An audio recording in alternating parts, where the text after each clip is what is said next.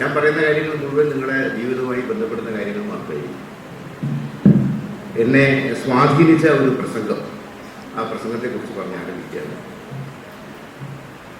British പ്രധാനമന്ത്രിയായിരുന്ന Winston ചർച്ചിലാണ് മഹാത്മാഗാന്ധിയെ ആദ്യമായിട്ട് ഹാഫ് നേക്കഡ് ഫക്കീർ, അർദ്ധനഗ്നായ ഫക്കീർ എന്ന് പറയുമ്പോൾ ഗാന്ധി വിളിച്ചത്. അപ്പോൾ ഗാന്ധി ചിരിച്ചു എന്ന് പറഞ്ഞ മറുപടി, my ambition is to become completely naked എന്നാണ്. എൻ്റെ ആഗ്രഹം പരിപൂർണമായി നഗ്നനാവുക എന്നുള്ളതാണ്.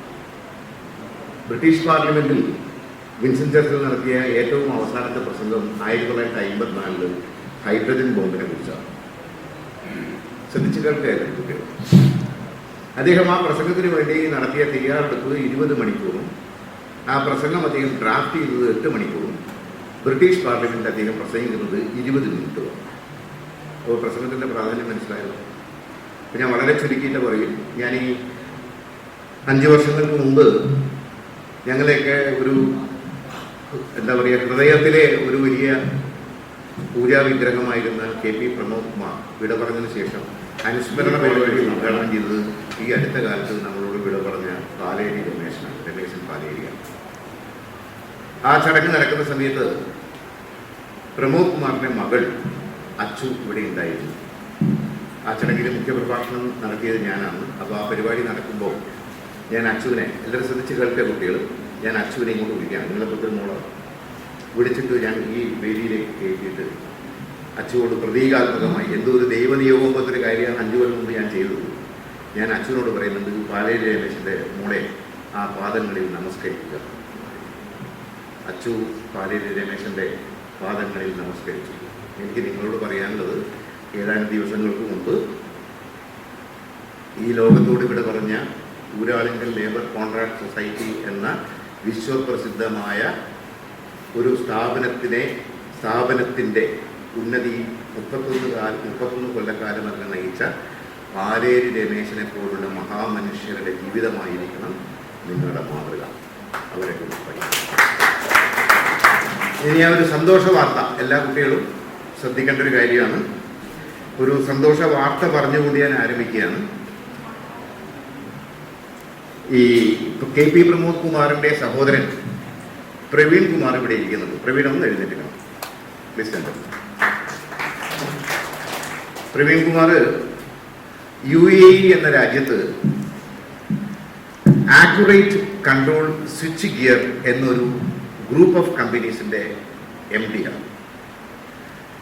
വർഷങ്ങൾ നീണ്ടുനിന്ന കഠിനാധ്വാനത്തിലൂടെ, സമർപ്പണ ബോധത്തിലൂടെ ഇന്ന് UAE ഒരു അറിയപ്പെടുന്ന ഒരു കമ്പനിയായി ആക്യുറേറ്റ് കൺട്രോൾ സ്വിച്ച് ഗിയർ മാറിയിരിക്കുകയാണ്.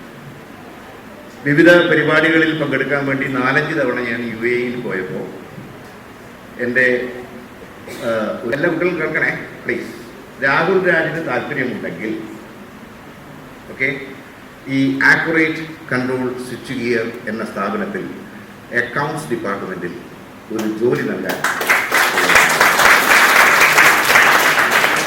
ഈ വിവരം പ്രവീണ് എന്നോട് പറഞ്ഞപ്പോൾ ഞാൻ പ്രവീണിനോട് പറഞ്ഞത്, പ്രമോദിൻ്റെ സഹോദരൻ എന്ന നിലയിൽ മടപ്പള്ളി കോളേജിൽ ഗണിതശാസ്ത്ര വിഭാഗത്തിൽ പഠിക്കുന്ന മിടുക്കന്മാരോ മിടുക്കികളോ ആയ താല്പര്യമുള്ള കുട്ടികൾക്കും വരും നാളുകളിൽ അവർ സന്നദ്ധമാവുകയാണെങ്കിൽ താങ്കളുടെ കമ്പനിയിൽ അവർക്ക് അർഹതപ്പെട്ട ജോലി നൽകണമെന്ന് പ്രമോദിൻ്റെ സുഹൃത്തുക്കളായ അല്ലേ ബഷീറെ, ഞങ്ങളെല്ലാവരുടെയും പേരിൽ താങ്കളോട് കോളേജിൽ മോനെ ശ്രദ്ധിക്കുക, പാട്ട് പാടാൻ പറഞ്ഞു VT മുരളി. നിങ്ങൾ അറിയാൻ വേണ്ടി പറയുന്നത്, VT മുരളി ഹൃദയം പൊട്ടി മാതളത്തേനുമാൻ എന്ന പാട്ട് പാടുന്ന സമയത്ത് ആ കോളേജിലെ കുറേ കുട്ടികൾ തല തിരിഞ്ഞിരുന്ന്, നമ്മളെ വളരെ ഭാഷയിൽ പറഞ്ഞാൽ VT മുരളിക്ക് ചന്തി കാണിച്ചുകൊണ്ടിന് കൈമുണ്ടോ ആലോചിച്ചു. അങ്ങനെയാവരുത്. നമ്മൾ എപ്പോഴും നല്ല മനുഷ്യൻ, നല്ല ധാർമ്മികത സൂക്ഷിക്കുന്ന ഹൃദയ വിശാലതയെന്ന്, അതാണ് മടപ്പള്ളിയുടെ പാരമ്പര്യം. അതാണ്. അതുകൊണ്ടാണ് ഗാമ എന്ന സംഘടന രൂപീകരിക്കപ്പെടുകയും പ്രമോദ് കുമാറിനെ പോലുള്ള ഒരു വലിയ മനുഷ്യന്റെ പേരിലുള്ള ഒരു അവാർഡ് നിരന്തരം നിങ്ങൾക്ക് നൽകുകയും ചെയ്തു. അതുകൊണ്ട് എനിക്ക് വളരെ വിനീതമായ ഒരു അധ്യാപകൻ എന്ന രീതിയിൽ, നിങ്ങളെപ്പോലുള്ള രക്ഷിതാവ് എന്ന രീതിയിൽ നമ്മളോട് പറയാനുള്ളത്, നിങ്ങളെല്ലാവരും മികച്ച വായനക്കാരായി മാറുക. മികച്ച വായനക്കാരായി മാറുക എന്നുള്ളതാണ് എൻ്റെ ഒരു വായിക്കും. നിങ്ങൾ എല്ലാ സമയവും ഒരു കാര്യം. കാരണം മികച്ച വായനക്കാരാണ് മികച്ച അറിവുള്ളവരായി മാറ്റാം. മികച്ച അറിവുള്ള ആളുകളെ മാത്രമേ ഈ ലോകം അംഗീകരിക്കുകയുള്ളൂ എന്നതാദ്യം മനസ്സിലാക്കാം. ഞാൻ 2-3 മഹാമനുഷ്യരുടെ വായനാനുഭവങ്ങൾ പങ്കുവയ്ക്കാൻ അവസാനിപ്പിക്കും. എല്ലാവരും ശ്രദ്ധയോടുകൂടി കേൾക്കണമെന്ന് ഇടീതമായ അപേക്ഷ. വിവേകാനന്ദ കേട്ടിട്ടുണ്ടാവില്ലേ? അല്ലേ? സ്വാമി വിവേകാനന്ദ കേട്ടതെന്ന് പ്രയോഗിച്ച കുട്ടികൾ ശ്രദ്ധിച്ചു കേൾക്കുന്നത്. അദ്ദേഹം മരിക്കുന്നത് 39ാമത്തെ വയസ്സിലാണ് കേട്ടോ. എനിക്ക് 60 വയസ്സ്. ഞാനിപ്പോ എനിക്ക് ഷുഗറിന്റെ പ്രോബ്ലം ഞാൻ വെള്ളം കുടിച്ചുകൊണ്ടിരിക്കുക. അപ്പോ ഈ അധികഠിനമായ ശിക്ഷ ചികിത്സാലയത്തിലെ വെള്ളം കുടിക്കാൻ പാടില്ല, ഉപ്പ് കഴിക്കാൻ പാടില്ല, നമുക്ക് ചിന്തിക്കാൻ പറ്റും. സന്തോഷപൂർവ്വം സ്വീകരിച്ചു. വിവേകാനന്ദന്റെ ചികിത്സക്ക് ഏൽപ്പിച്ചത് ശരത് ചന്ദ്ര ചക്രവർത്തി എന്ന് പറയുന്ന ഒരു ശിഷ്യനാണ്. ഉപ്പും വെള്ളവും വർദ്ധിച്ചുകൊണ്ട് ഉള്ള ചികിത്സാവിധി സ്വീകരിച്ച് 2ാമത്തെ ദിവസം വേലൂർ മഠത്തിലെ തന്റെ കിടക്കയിൽ മുറിയിലെ കിടക്കയിൽ കിടക്കുന്ന വിവേകാനന്ദന്റെ അടുത്തേക്ക് നടന്നു പോകുന്ന ശരത് ചന്ദ്ര ചക്രവർത്തി കാണുന്ന ഒരു കാഴ്ച, മരണം ആസന്നമായ സന്ദർഭത്തിൽ വിവേകാനന്ദൻ ഒരു വലിയ ഇംഗ്ലീഷ് പുസ്തകം ഇങ്ങനെ വായിക്കുക. ഞെട്ടിത്തരിച്ചു നിന്ന് പോയ ശരത് ചന്ദ്ര ചക്രവർത്തിയെ അടുത്തേക്ക് വിളിച്ചിട്ട് വിവേകാനന്ദൻ പറയും, ഞാനിപ്പോൾ വായിച്ചുകൊണ്ടിരിക്കുന്നത് എൻസൈക്ലോപീഡിയ ബ്രിട്ടാനിക്കയുടെ 11ാമത്തെ വോളിയാണ്. അലസ് 10 വോളിയം ഞാൻ വായിച്ചു കഴിഞ്ഞു. ഞാൻ വായിച്ചു കഴിഞ്ഞ 10 വോളിയങ്ങളിലെ എന്തെങ്കിലും സംശയം ഉണ്ടെങ്കിൽ നിനക്ക് ചോദിക്കാൻ കഴിയും. അപ്പോൾ ഈ ശരത്ചന്ദ്ര ചക്രവർത്തി താൻ ചെയ്യാൻ പോകുന്ന കാര്യം വായനയുടെ ചരിത്രത്തിലെ ഒരു അഭൂതപൂർവമായ സംഭവമാണെന്ന് തിരിച്ചറിഞ്ഞ അദ്ദേഹം വിവേകാനന്ദൻ വായിച്ചു തീർത്ത 10 വോളിയങ്ങൾ, എൻസൈക്ലോപീഡിയ ബ്രിട്ടാനിക്കയുടെ 10 വോളിയങ്ങൾ എടുത്ത് അത് ഓപ്പൺ ചെയ്ത് 4 വോളിയങ്ങളിൽ നിന്ന് ഏറ്റവും സങ്കീർണമായ ശാസ്ത്ര വിഷയങ്ങളെ കുറിച്ചുള്ള 5 ചോദ്യങ്ങൾ ചോദിക്കുകയും വിവേകാനന്ദൻ ആ 5 ചോദ്യങ്ങൾക്കും മനോഹരമായ രീതിയിൽ മറുപടി പറയുകയും ചെയ്തു.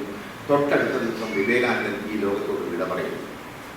മരണമാസന്നമായ ഘട്ടത്തിലും അക്ഷരത്തെ സ്നേഹിച്ച, പുസ്തകത്തെ ഹൃദയത്തോട് ചേർത്ത് പിടിച്ച വിവേകാനന്ദനായിരിക്കണം നിങ്ങളുടെ മാതൃക. അല്ലാതെ ഫേസ്ബുക്കിലും വാട്സപ്പിലും വരുന്ന ചരിത്രബോധമില്ലാത്ത, സാമൂഹ്യ ബോധമില്ലാത്ത, ഭാഷാജ്ഞാനമില്ലാത്ത റീലർമാരും യൂട്യൂബർമാരും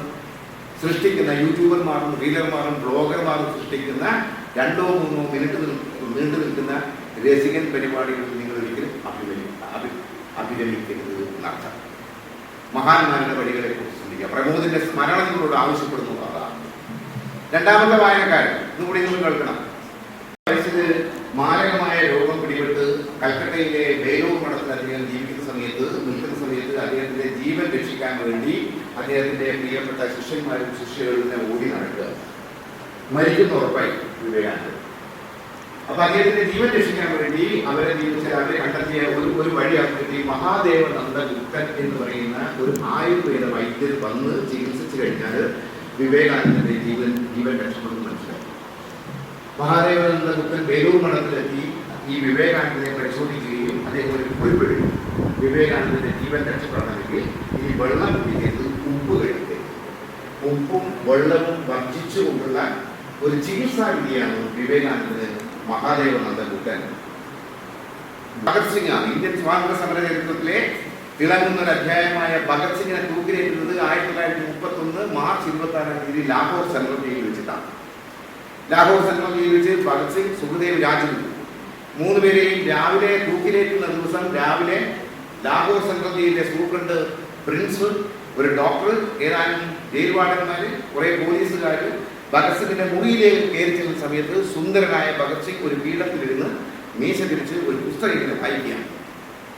നിങ്ങൾക്ക് കൊലമരത്തിലേക്ക് പോകാനുള്ള സമയമായി എന്ന് പറഞ്ഞപ്പോൾ ഭഗത് സിംഗ് പുഞ്ചിരിച്ചുകൊണ്ട് പറയുന്നത്, let me finish this page എന്നാണ്. ഞാൻ ഈ പേജ് വായിച്ച് മുഴുമിപ്പിക്കട്ടെ. റഷ്യൻ വിപ്ലവകാരിയായ ലെനിൻ എഴുതിയ ഭരണകൂടവും വിപ്ലവവും എന്ന പുസ്തകത്തിലെ അവസാനത്തെ പേജ് വായിച്ച് മുഴുമിപ്പിച്ച ശേഷം അത് അടക്കി വെച്ച് പുഞ്ചിരിച്ചുകൊണ്ടാണ് കൊലമരത്തിലേക്ക് ഭഗത് സിംഗ് നടത്തുന്നത്. മരണം ആസന്നമായ സന്ദർഭത്തിലും പുസ്തകം സ്നേഹിച്ച ഭഗത് സിംഗ് ആയിരിക്കണം നിങ്ങളുടെ മാതൃക. പ്രമോദിന്റെ സ്മരണ നിങ്ങളോട് ആവശ്യപ്പെടുന്നു. അതാണ് ഞാൻ അവസാനിപ്പിക്കുന്നു. ഈ അടുത്ത കാലത്ത് ഞാൻ എൻ്റെ ടീച്ചറൊക്കെ പറഞ്ഞു, ഞാൻ എഴുതിയ ഒരു പുസ്തകം മഹാത്മാഗാന്ധിയെ കുറിച്ചാണ്. ഒരു കാര്യം, കഴിഞ്ഞ നൂറ്റാണ്ടിൽ ഈ ലോകത്തിൽ ജീവിച്ച ഏറ്റവും തിരക്കേറിയ മനുഷ്യൻ മഹാത്മാഗാന്ധി. അദ്ദേഹം വായിച്ചു തീർത്തത് 5000 പുസ്തകങ്ങളാണ്. 5000 ബുക്സ്. വിശ്വസിക്കാൻ പറ്റുന്നു. അദ്ദേഹത്തിന്റെ വായനയെ കുറിച്ച് അമേരിക്കൻ ഗാന്ധിയൻ പണ്ഡിതനായ mark ലിൻലി, Ahmedabad Gujarat വിദ്യാപീഠത്തിലെ ലൈബ്രറിയന്മാരായ Kirit K Bowser, Purnima Upadhyaya എന്നിവർ 3 പേർ ചേർന്ന് വർഷങ്ങൾ നീണ്ട പഠനം നടത്തി ഗാന്ധി 1883 മുതൽ വായിച്ചു തീർത്ത പുസ്തകങ്ങൾ മുഴുവൻ മാസം വർഷം അടിസ്ഥാനത്തിൽ പട്ടികപ്പെടുത്തി അവരൊരു പുസ്തകം പ്രസിദ്ധീകരിച്ചു. The bibliography of the books read by Mahatma Gandhi. Mahatma Gandhi വായിച്ചു തീർത്ത പുസ്തകം 5000 പുസ്തകം. അപ്പം നിങ്ങൾ നാളെ വലിയൊരു ഗണിതശാസ്ത്രജ്ഞനാവാം, ഉയർന്ന നിലകളിലെത്താം. ഒരുപക്ഷെ പ്രവീണിന്റെ ആക്യുറേറ്റ് കൺട്രോൾ സ്വിച്ച് ഗിയറിലെ അക്കൗണ്ട്സ് മാനേജറായി മാറണം. ടീച്ചറൊക്കെ ഡിപ്പാർട്ട്മെന്റ് ടീച്ചറൊക്കെ നിങ്ങൾ ആ കുട്ടികൾക്ക് അങ്ങനെ ഒരു പ്രചോദനം കൊടുക്കണം. അതാണ് പ്രമോദിന്റെ സ്മരണ. ടീച്ചറൊക്കെ യെസ് ആ കണ്ടത് പ്രിൻസിപ്പളോടൊന്നും പറയാനുള്ളത്. ഇവരൊക്കെ നമ്മുടെ മക്കളല്ലേ, ഇവരൊക്കെ ഉയർന്നു വലുതാവട്ടെ. അതുകൊണ്ടാണ് മൊബൈൽ ഫോൺ മക്കളെന്ന് പറയുന്നത്. ഓക്കെ, അപ്പം നിങ്ങളിൽ നിന്ന് ഞങ്ങൾ ഒരുപാട് പ്രതീക്ഷിക്കുന്നു. ഗാമ പ്രതീക്ഷിക്കുന്നു, ഈ സമൂഹം പ്രതീക്ഷിക്കുന്നു, പ്രമോദിന്റെ കുടുംബം പ്രതീക്ഷിക്കുന്നു, അദ്ദേഹത്തിന്റെ സുഹൃത്തുക്കൾ പ്രതീക്ഷിക്കുന്നു. വീണ്ടും നിങ്ങളെ കാണാൻ കഴിഞ്ഞതിന്റെ സന്തോഷം രേഖപ്പെടുത്തുന്നു. പ്രമോദ് കുമാർ എന്ന് പറയുന്ന ഞങ്ങൾക്ക് പ്രിയ സുഹൃത്തിന്റെ സ്മരണ നിലനിർത്താൻ അദ്ദേഹത്തിന്റെ സുഹൃത്തുക്കളും കുടുംബാംഗങ്ങളും നടത്തുന്ന ഈ സത്യസന്ധമായ പ്രതിബദ്ധമായ പ്രവർത്തനങ്ങൾക്ക് നന്ദി രേഖപ്പെടുത്തുന്നു. ഒരു സുഹൃത്തും കൂടി നന്ദി, നമസ്കാരം.